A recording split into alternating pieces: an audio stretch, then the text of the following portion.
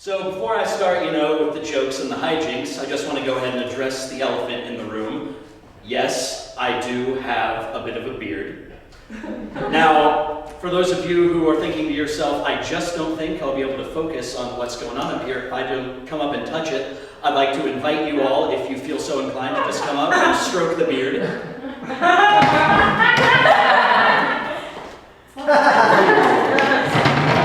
People often do this, often without permission. It's an icebreaker. It makes everyone feel better about themselves. Now on to the joking parts.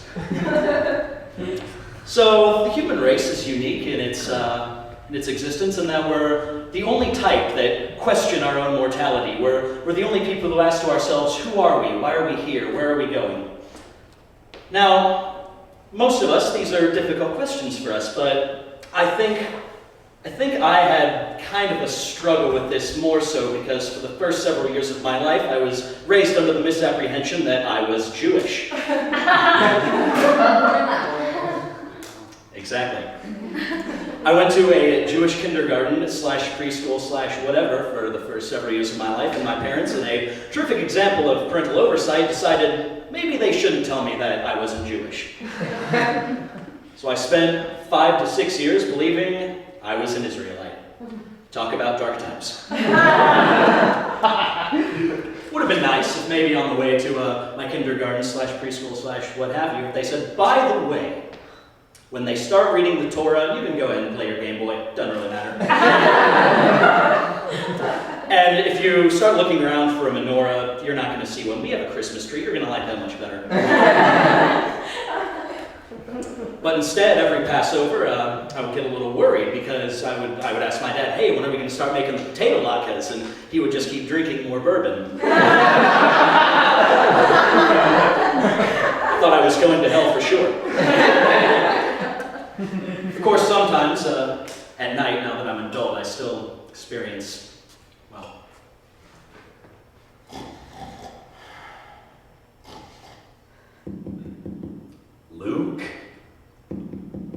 Luke, we've missed you at the Hanukkah celebration. No, I don't celebrate Hanukkah anymore. I don't like it. Luke, we haven't seen you at temple. No, I don't go to temple. I don't like it. I don't like it. Luke, you do know that Jesus was a fraud. No, I'll never be like you! Anyway, so eventually I came to the realization I'm not Jewish. I'm a regular person like the rest of you.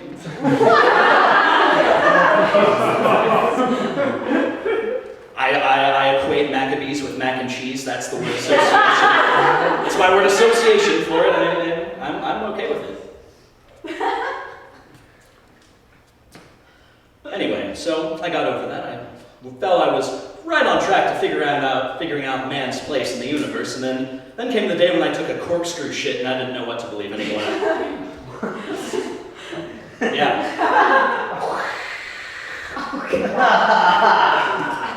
If you froze it, you could probably, get a couple of good holes in a 2x4.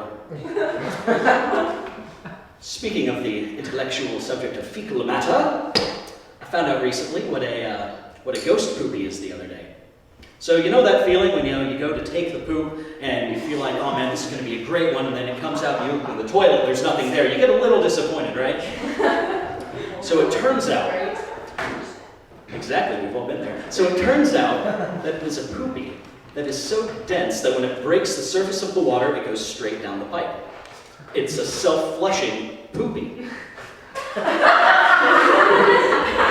Magical!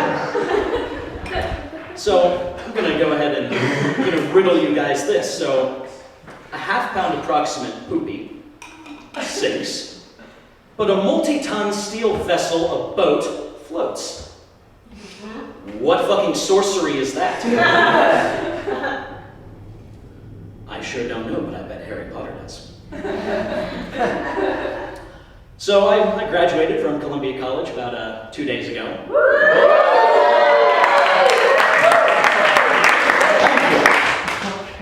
Polite applause from the Roosevelt University alumni.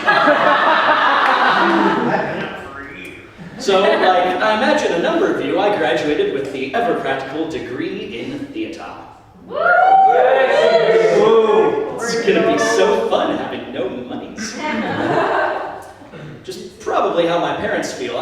I don't think they'd ever admit to me that they're a little disappointed, but I think they would have preferred that, I do something more practical, especially since the last 2 productions that they've seen me A, ass ram a dude on stage, and B, beat off furiously into the floorboards. A far cry from the family business of the ministry.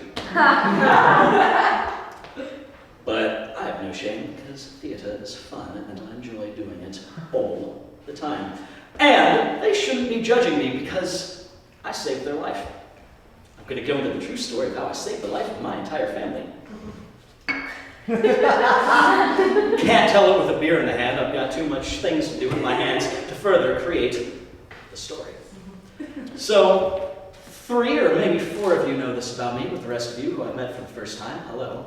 I lived in Alaska for a year. I took a year off after high school to not go to college and see what's out beyond there. And I held down a number of small jobs. One of them was being the maintenance guy at a summer camp.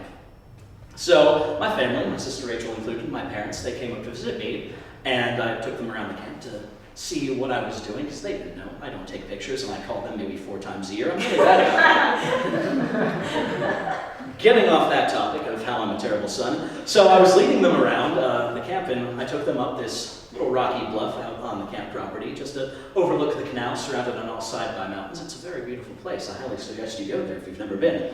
Anyway, so I took them up this rocky bluff. We turn around this corner, and about as far as I am to that camera there's a giant mother moose with a head the length of my body.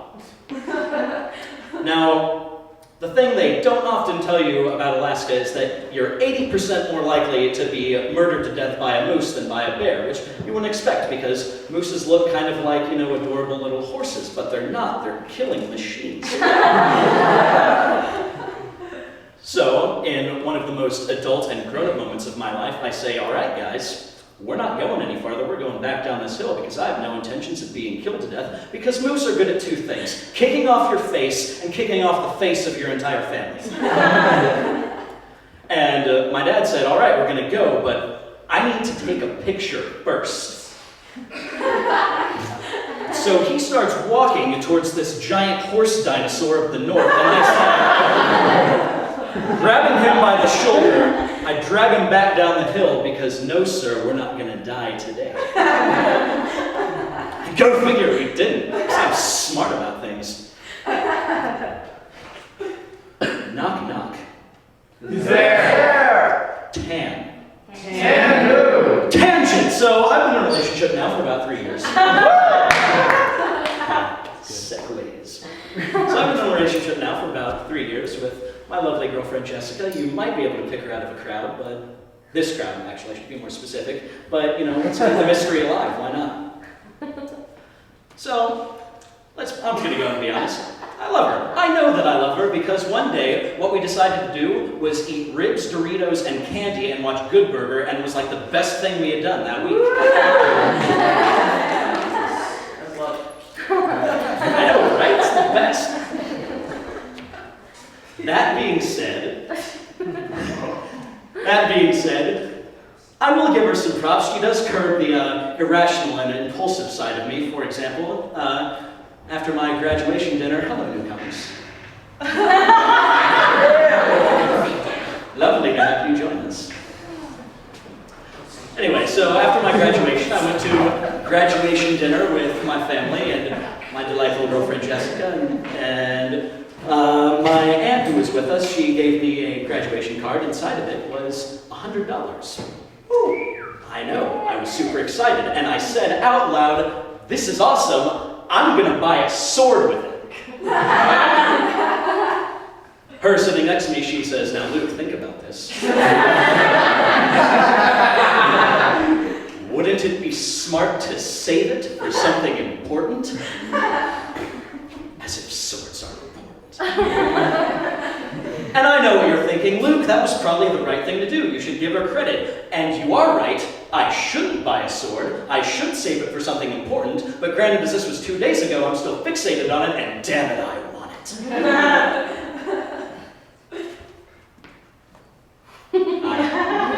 That's her back there. She's laughing. Spoilers. Spoil us? What? You spoiled it. You ruined it. Bruce Willis is dead. Don't tell. Sixth Sense references are Anyway, so one of the big differences I've noticed between her and I is that if it's going to be a bad day for me, it's because something has happened to me. Like I've gotten punched in the face, or my shoes have gotten wet, and I can't change them for the entire day. Bad days for her start when she wakes up and decides it's going to be a bad day today, with nothing having happened to her to decide the outcome of what's going to happen. Gets a little frustrating, but, you know, love conquers all. Doesn't it? Clarice, Hannibal, I don't know why.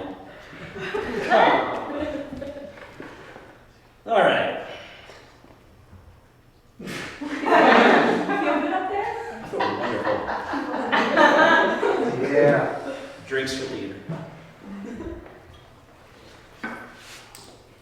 So, there's a lot of songs about Friday that I feel are inaccurate.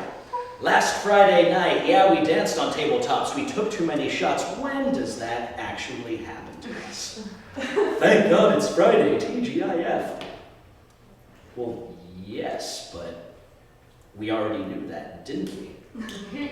I think there should be a more accurate song about Friday, and I've come up with one verse, it's in the works, but I feel like we just need to experience the realism of what life actually is. Last Friday night, yeah, I worked until midnight, then I went home and watched Doctor Who all by myself. Then I ate Campbell soup, because it's all I can afford because of poverty. Next Friday night,